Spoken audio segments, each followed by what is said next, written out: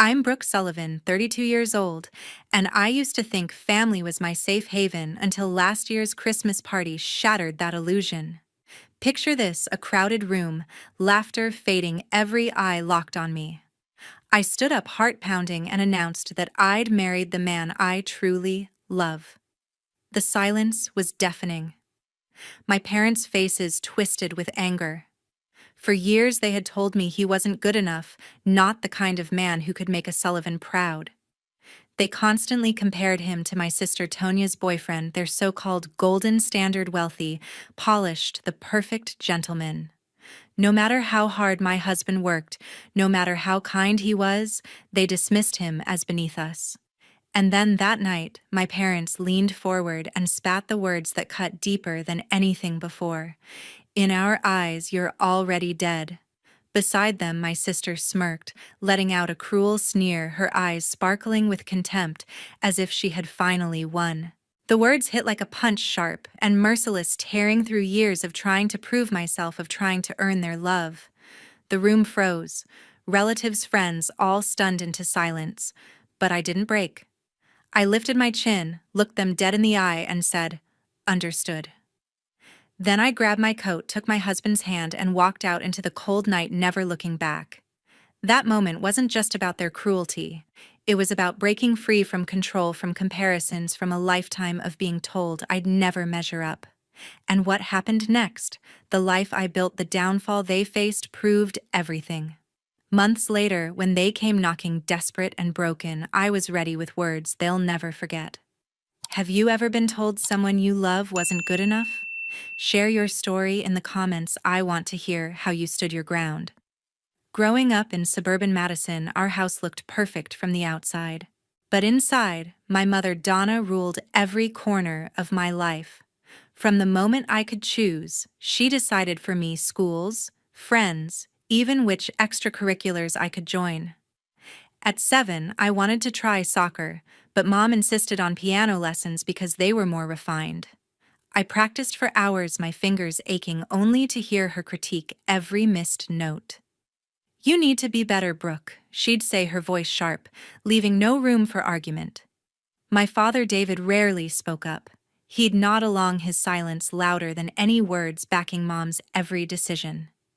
If I pushed back, he'd mutter, "Listen to your mother," and retreat to his newspaper. Their control felt like a weight I couldn't shake, a constant reminder I wasn't enough. My sister Stacy was the standard I could never meet. She excelled in school, her report cards lined with perfect grades, and Mom praised her endlessly. "Stacy's going places," Mom would say at dinner, her eyes fixed on my sister. I'd sit there pushing food around my plate, feeling invisible. Stacy didn't help. She'd smirk when I struggled with math homework, tossing her hair and saying, "It's not that hard, Brooke." Her taunts stung, but I kept quiet, hoping to avoid another lecture from Mom. Once I brought home a B in English, proud of my effort. Mom scanned the report card, frowned, and said, "Why can't you be more like Stacy?" I was 12, and those words burned into me. School was my mother's battleground. She picked my classes, vetoed electives like art because they were a waste of time, and demanded I join debate to build character. I hated debate, stumbling over arguments in front of judging eyes, but Mom sat in the audience, her stare pushing me to perform.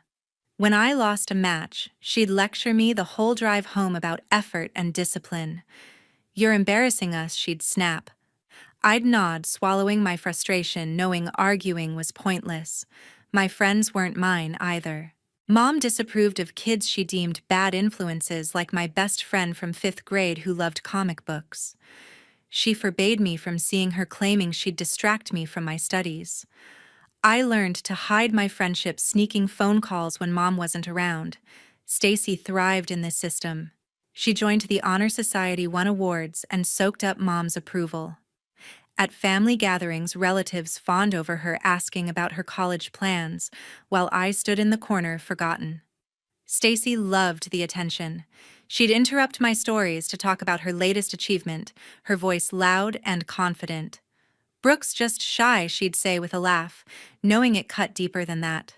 I tried to compete, staying up late to study, but my efforts never measured up. Once I won a writing contest at school, a small victory I thought might impress Mom. I showed her the certificate, my hands shaking with hope. She glanced at it, shrugged, and said, "Stacy's essay got published last month."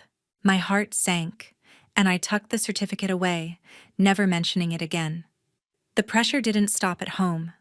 Mom volunteered at school, checking on my teachers, ensuring I stayed on her path. She'd call them weekly, asking about my grades, my behavior, even my posture in class. I felt her eyes everywhere, like I could never escape. David's role was quieter but just as heavy. He'd drive me to activities Mom chose, never asking what I wanted. If I complained, he'd sigh and say, "Your mother knows best." I stopped confiding in him after that. By high school, I was exhausted juggling Mom's demands and Stacy's taunts while trying to carve out some piece of myself. I'd lie awake at night dreaming of a life where I could choose for myself, where my voice mattered. That dream felt so far away, but it was the spark that kept me going. When I started at the University of Wisconsin, I tasted freedom for the first time. For years, I'd lived under Mom's rules, every choice shaped by her expectations. Now in Madison's bustling campus, I could finally breathe. I chose marketing as my major, drawn to its blend of creativity and strategy. My first class, a workshop on branding, felt like a revelation. I spent hours designing mock campaigns, sketching logos, and pitching ideas to classmates. For once, I wasn't chasing someone else's approval. My professor, a sharp woman with a knack for spotting talent, pulled me aside after a presentation. "You've got a spark, Brooke," she said. "Don't let anyone dim it." Her words lit something in me, a drive to build something of my own. Outside class, I explored who I could be. I joined a student advertising club where I led a project for a local coffee shop. We stayed up late brainstorming slogans over pizza, laughing at our terrible first drafts. I loved the chaos of it, the chance to create without Mom hovering. But freedom came with a price. Mom called weekly, questioning my major. "Marketing's not a real career," she'd snap over the phone. "You should switch to something stable like Stacy did." I'd grip the receiver, forcing a calm reply, but her words gnawed at me. Dad stayed out of it, as usual, leaving me to face her alone. Stacy, now in law school, would chime in during family calls, boasting about her internships. "You're still playing with posters," she'd say, her tone dripping with superiority. I brushed it off, determined to prove them wrong. One spring afternoon, my car broke down on a quiet Madison street. I pulled into a nearby garage, frustrated and late for a group project. That's when I met my boyfriend, Caleb Young. He was leaning over an engine, tools scattered around him, his hands stained with grease.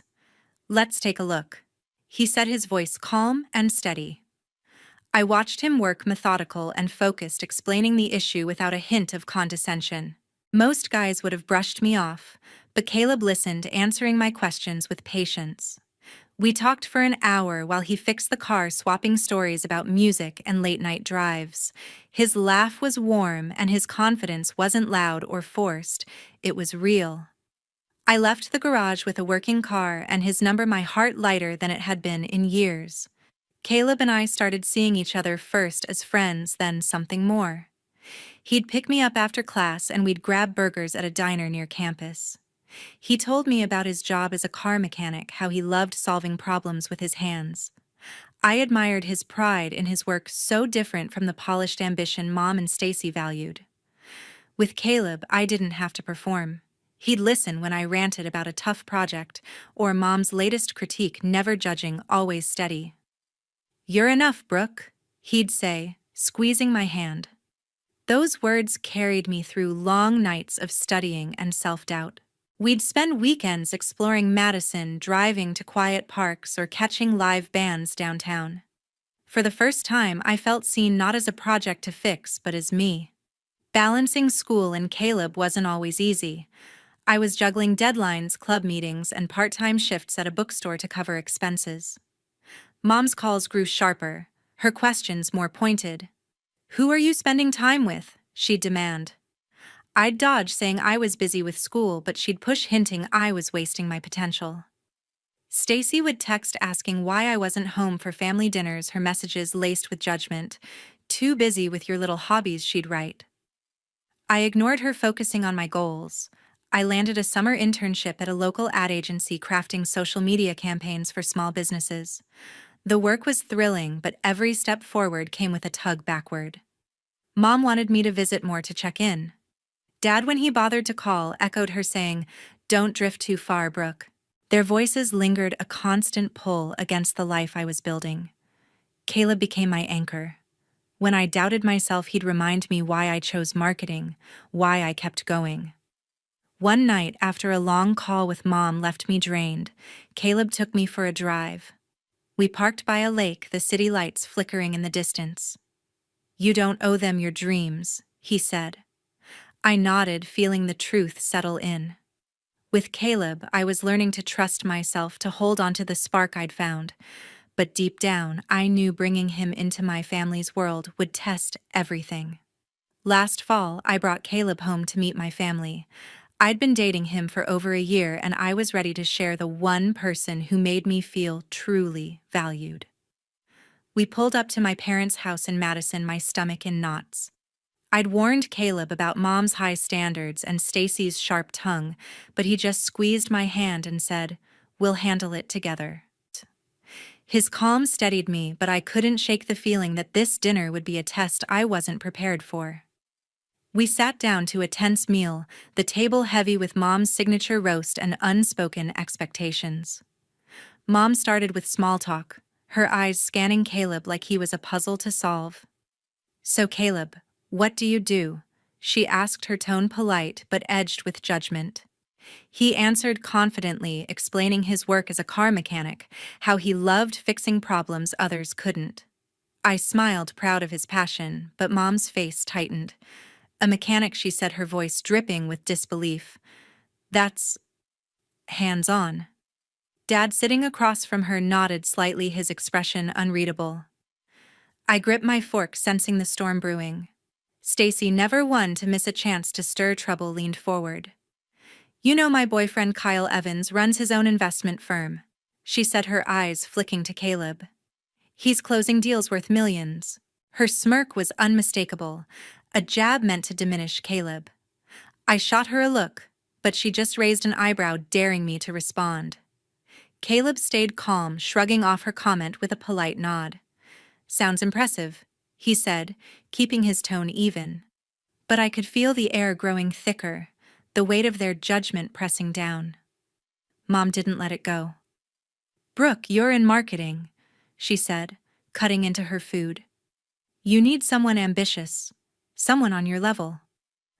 A mechanic doesn't exactly match that." Her words sliced through me, dismissing Caleb like he was beneath me. I opened my mouth to protest, but Dad chimed in for once. "She's right, Brooke. You've got a bright future. Don't settle for less." His voice was soft but firm, echoing Mom's verdict. I felt my face flush, anger bubbling up.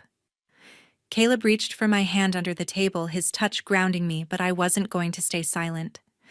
"His job doesn't define him," I said, my voice steady despite the heat in my chest. "Caleb's honest, hardworking, and he supports me in ways you never have." The table went quiet, forks pausing midair. Mom's eyes narrowed. "Don't talk to us like that," she snapped. "We've given you everything. You owe us better choices." Stacy laughed, a sharp, mocking sound. "Oh, come on, Brooke. You're dating a grease monkey. Kyle's got a penthouse. What's Caleb got, a toolbox?" Her words were venom, and I saw Caleb tense, though he kept his composure. I pushed back. "Stacy, you don't get to judge him. You don't even know him." My voice rose, shaking with years of pent-up frustration. Stacy rolled her eyes. "I know enough. You're embarrassing yourself." That was it. I stood up, my chair scraping the floor. "Caleb's more family to me than any of you have been," I said, looking from Stacy to Mom to Dad. "He respects me. You just want to control me." Mom slammed her hand on the table. "Enough. You're throwing away your future for him. Choose Brooke, us or him." Her ultimatum hung in the air, heavy and final. I looked at Caleb. his eyes steady, trusting me to decide. I thought of all the years I'd spent trying to please them, shrinking myself to fit their mold. I choose Caleb, I said, my voice clear. Mom gasped. Dad shook his head and Stacy scoffed, muttering, "You're delusional." I grabbed Caleb's hand and we walked out, their voices fading behind us. That night I realized their approval wasn't worth losing myself, but I had no idea how much worse it would get. A few months after that explosive dinner, the Christmas party at my parents' house was filled with relatives, and the air was heavy with tension. I'd been dreading it for weeks, knowing Mom, Dad, and Stacy would be watching my every move. Caleb and I had made a bold choice just days before a secret wedding at a small courthouse in Madison, just the two of us and a witness. We didn't tell anyone, not wanting their judgment to taint our moment. But tonight I decided it was time to share the truth. My heart pounded as we walked in, Caleb's hand steady in mine. I wore a simple dress, my new ring hidden under a scarf, but I felt like I was stepping into a battlefield. Dinner started quietly with aunts and uncles chatting over plates of turkey and pie. Mom kept glancing at me, her smile tight, while Dad sipped his wine, avoiding my gaze. Stacy sat across from us, her eyes darting between me and Caleb, a smirk playing on her lips. I could feel the weight of their expectations, the same ones I'd fought my whole life. Halfway through the meal, I stood up, my hands trembling but my resolve firm. "I have something to say," I announced, my voice cutting through the chatter. All eyes turned to me. "Caleb and I got married last week."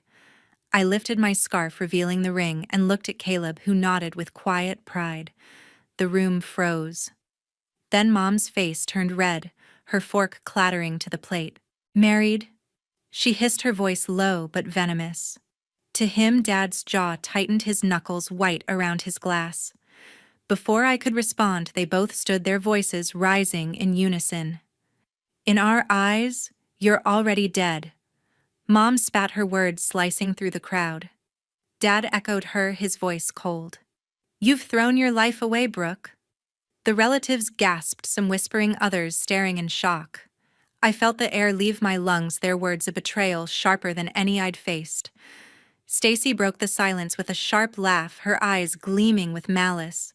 "A secret wedding, with Caleb," she said, her voice dripping with scorn. "What was it, a quickie at some rundown courthouse? You couldn't even afford a real ceremony." Her words mocked our choice, dismissing the love we'd built. Caleb's hand tightened around mine, but he stayed calm, his silence stronger than her taunts. I looked at her, then at Mom and Dad, their faces hard with disgust. Years of their control, their criticism flashed through my mind every moment I'd tried to please them, every time I'd been pushed aside for Stacy. This was the final straw. I stood taller, my voice steady, despite the pain. "Understood," I said, locking eyes with Mom, then Dad, then Stacy. The word hung in the air, simple but final. I turned to Caleb, his gaze unwavering, and we walked toward the door. Stacy called after me, her tone mocking. "Running away already, Brooke, typical." I didn't look back. Relatives murmured some pleading for me to stay, but their voices faded as we stepped outside. The cold December air hit my face, but I felt lighter, like a chain had snapped. In the car, Caleb pulled me close. "You okay?" he asked. I nodded, tears stinging my eyes, but my heart was set. "We're done with them," I said. That night, I made a choice. I blocked Mom's number, Dad's and Stacy's. I deleted their voicemails, their texts, their hold over me. For years, I'd carried their expectations, their judgment, hoping for acceptance that never came. Now, with Caleb by my side, I was free to choose my own family. Walking away wasn't just about leaving a party, it was about reclaiming my life. I didn't know what lay ahead, but I knew I'd never let them define me again. After the Christmas party, I erased my family's numbers from my phone. Walking away from Mom, Dad, and Stacy felt like shedding a heavy coat I'd worn too long. Caleb and I didn't waste time. We found a cozy apartment in downtown Madison, a small but bright space with big windows and a view of the bustling streets below. Moving in together was our first step toward building something new, something ours. We spent weekends unpacking boxes, laughing over mismatched dishes, and planning our future. For the first time, I wasn't looking over my shoulder waiting for judgment. My career took off in ways I hadn't imagined. I'd been working at a marketing firm for a year, but now I was offered a lead role on a major campaign for a local tech startup. The project was ambitious, a full rebrand with billboards, social media ads, and a launch event. I dove in sketching ideas late into the night, pitching bold concepts to my team. My boss, a no-nonsense woman with a sharp eye for detail, praised my work. "You're killing it, Brooke," she said after I presented a new slogan. The words felt like a balm, so different from Mom's endless critiques. I poured myself into the campaign, coordinating with designers and meeting tight deadlines. When the client approved our pitch, my team cheered, and I felt a surge of pride I hadn't known in years. One chilly afternoon, I ran into my mother's friend Margaret Evans at a coffee shop near my office. She spotted me in line and waved me over, her smile warm but cautious. "Brooke, it's been a while," she said, her voice gentle. We sat down with our drinks, and she asked how I was holding up. I hesitated, unsure if she'd report back to Mom, but her eyes were kind, not prying. I told her about cutting ties after the party, about choosing Caleb.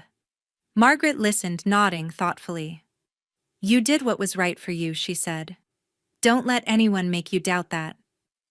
Her words hit deep, a reminder that I wasn't alone in my choice. She shared a story about her own struggle with family expectations, urging me to stay strong. "You're building something real," she said, squeezing my hand. I left the cafe feeling lighter, her support a quiet anchor. Caleb and I leaned into our life together. He was thriving at the garage, taking on bigger repairs and earning a reputation for his skill. We'd come home after long days, cook simple dinners, and talk about everything: our dreams, our fears, the little moments that made us laugh. One night, he surprised me with a playlist of songs we'd listened to on our first dates, pulling me into a goofy dance in our living room. "This is us," he said, spinning me around. I laughed until my sides hurt, feeling a joy I'd never known with my family. We planned trips, talked about starting a family someday, and saved for a house. Every step felt like a promise to ourselves, a commitment to the life we chose. Work kept me grounded. The campaign launched with a packed event at a downtown venue where our ads played on a massive screen. Clients shook my hand, praising the bold visuals and catchy taglines. I stood there watching the crowd, realizing I'd built something meaningful without Mom's rules or Stacy's taunts. Caleb was there, cheering louder than anyone, his pride in me unmistakable. "You're unstoppable," he whispered, his arm around me. For once, I believed it. The success wasn't just professional, it was proof I could thrive on my own terms. Margaret's words stayed with me, a reminder to hold firm. I didn't miss the weight of my family's expectations, but I sometimes wondered if they'd ever see me differently. Caleb and I didn't dwell on it. We filled our days with work, love, and small joys: coffee runs, late-night movies, walks through Madison's snowy streets. Our apartment became a haven, a place where I could be myself without apology. I was no longer the girl who shrank to fit their mold. With Caleb by my side, I was building a life that felt true, one where I defined my own worth. 3 months after the party, Margaret called with shocking news. I was in my office reviewing ad mock-ups when her name flashed on my phone. Her voice was heavy, not the warm tone from our coffee shop chat. "Brooke, it's about your family," she said. I braced myself, unsure what to expect. She told me Stacy had been duped by Kyle, the man she'd bragged about endlessly.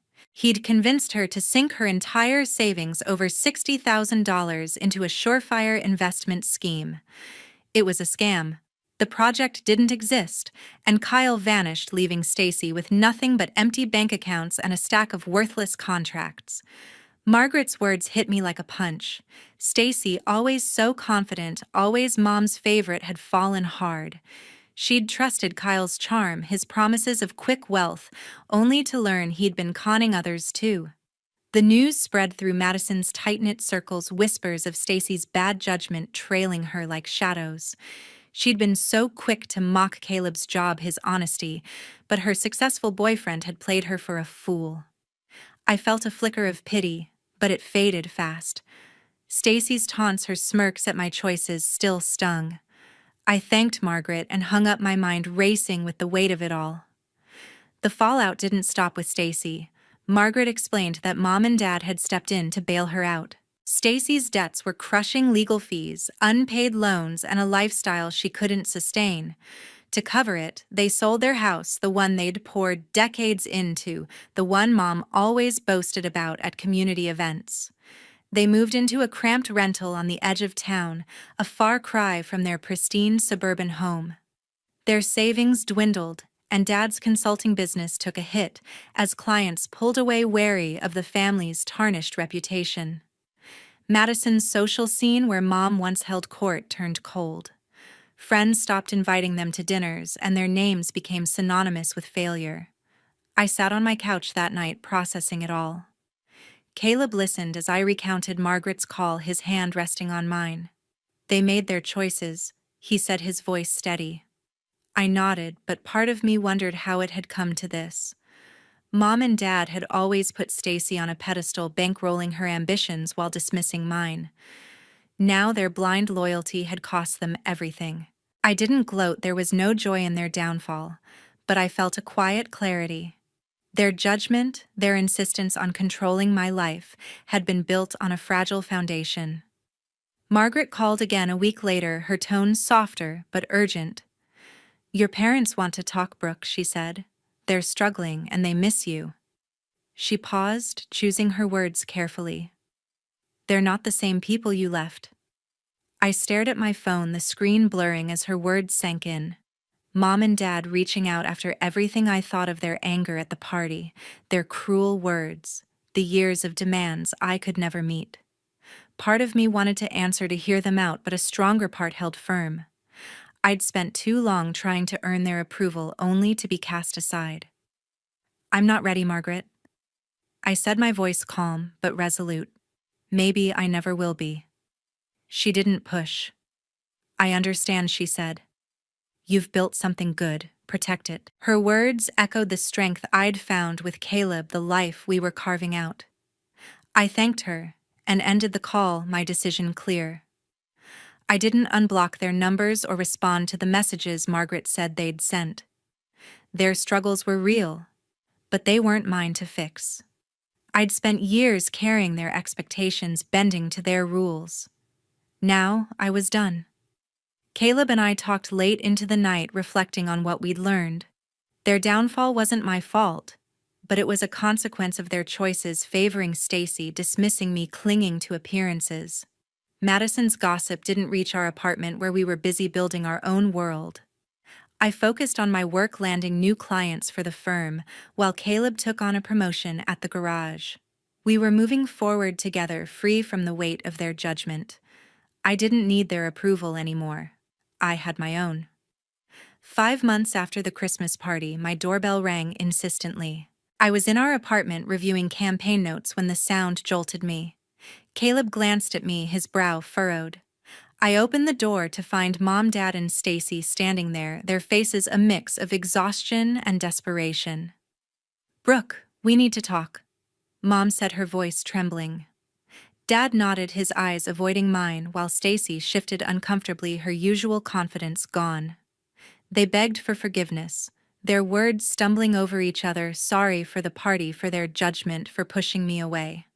I listened, my heart racing but my resolve steady. I took a breath, looking at each of them. "The dead cannot come back," I said, my voice calm but firm. Their faces fell, Mom's eyes welling up, Dad's jaw tightening, Stacy's mouth opening in protest. I didn't wait for a response. I closed the door, the click echoing in the silence. Caleb pulled me into a hug, and I felt the weight of their pleas lift. I'd spent years chasing their approval, but that girl was gone. This was my boundary, my final stand. Life with Caleb was my anchor. We'd settled into our Madison apartment, our days filled with love and purpose. I'd been promoted at the marketing firm now, overseeing multiple campaigns.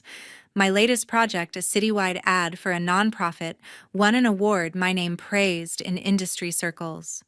Caleb's garage was thriving too, his reputation growing among clients who valued his skill.